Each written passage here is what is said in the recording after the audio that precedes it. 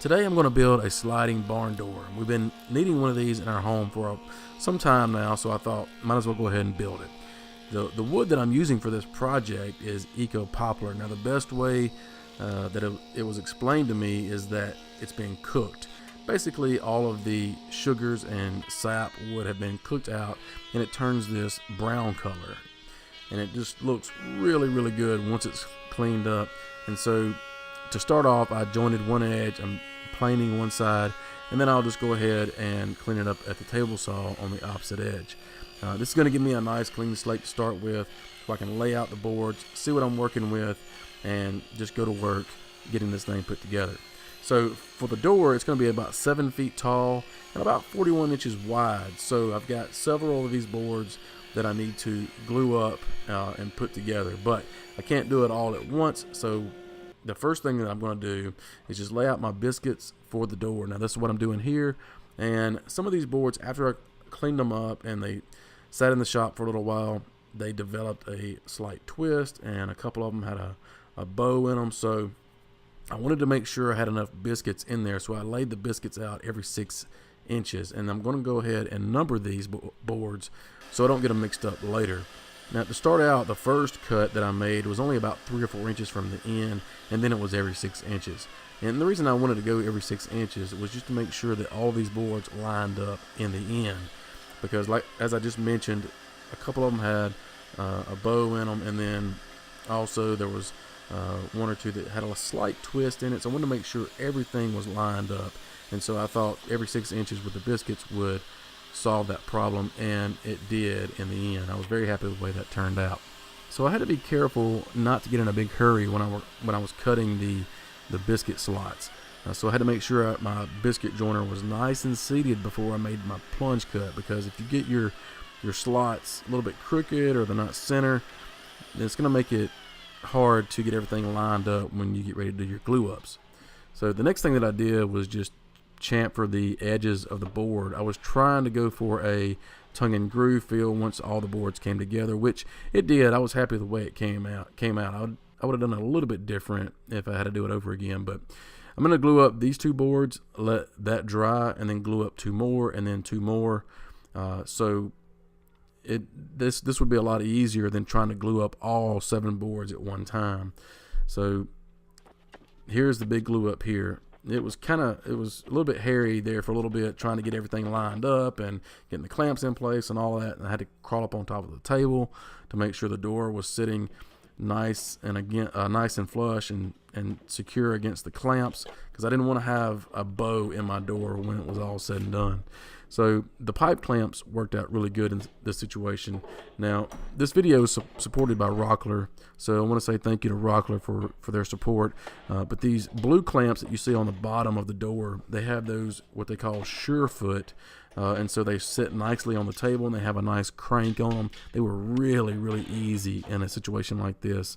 I'm doing a door. I can see where those Rockler clamps would be handy and doing a table as well. So check out Rockler and the links down in the description to the products that I used. So now I can straighten up the ends, clean them up, get all the green paint off. I'm just using a door board here to get a nice clean straight cut. I wanted to make sure not to take off too much material, because I wanted to keep this door as close to 7 feet as possible. So I didn't have too much to play with here, but it turned out that I had just enough. So now I'm going to add a piece of wood at the bottom and one at the top, and also add in a diagonal piece across the entire door. That's just a personal preference and design element, if you will. It also gives it some overall strength to the door as well. So now I can just shoot some brad nails from the backside, which the backside won't be seen near as much as the front, where we're going to be putting the door. So that's going to be just fine. Now for the diagonal piece, I clamped it in place and I struck a line with a pencil on both sides, so I knew exactly where the glue would go. So I put glue on the diagonal piece and between the lines there on the door, and then I clamped it back in place. Now I don't show it here in the video. For some reason I didn't get footage of this, but I turned the door over once I get this clamped into place, and I pulled a chalk line where that diagonal piece is, so I'll know where to shoot brad nails. and that was really easy. And so now I can just clean it up with a sander and get it all cleaned up and ready for finish. So after I take the clamps off, I turn the door back over, and then I can just start applying finish to both sides. Now this Eco Poplar plus this, I'm using water-based polyacrylic, turned out really beautiful. I love the color that it has, and it just looks really good. I also wanted to add in some visual interest and some contrast to the door, as I do with a lot of my projects. So I cut some dowels, and I'm going to add those in at the top and bottom of the door. It's going to look like we've got some joinery going on, which is kind of cool, but I love the contrast in that dark and light wood. So I glued those in, and I'm just going to sand them flush with the door. I get into the finish a little bit here, and so I just go ahead and just re-sand the whole board at the top and bottom, and then I just refinish it. So no big deal there. It just looks really good once the finish goes on and dries. That light colored wood with that dark color looks really good in my opinion.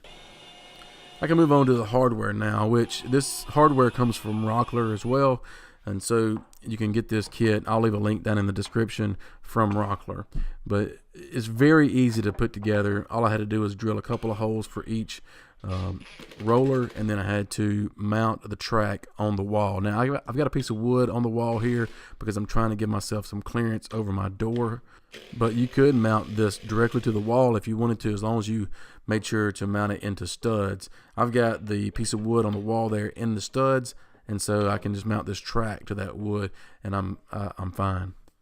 But once you've got the track mounted, whether it's on the wall or a piece of wood like I've got, you're pretty much ready to hang the door. Just make sure it's nice and secure and there's no play in it. But it all came together really nicely, and I'm very pleased with it. I had to add in some stops to keep the door from rolling off of the track on each end, and also the guide at the bottom to keep it from swinging out away from the wall. So all in all, very pleased with this. Check out the description below for links to the products that I use, and to also check out Rockler, and also check out the website article there in the description as well. It takes you to my website where I go into more details about this project, and you can also find out more about who we are, find out more about the plans that we offer, get on our email list so you can stay up to date with all of the projects that we do. And if you're not a subscriber to the channel, please subscribe. I'd love to have you back each and every week. Thanks for watching, and we'll see you next time.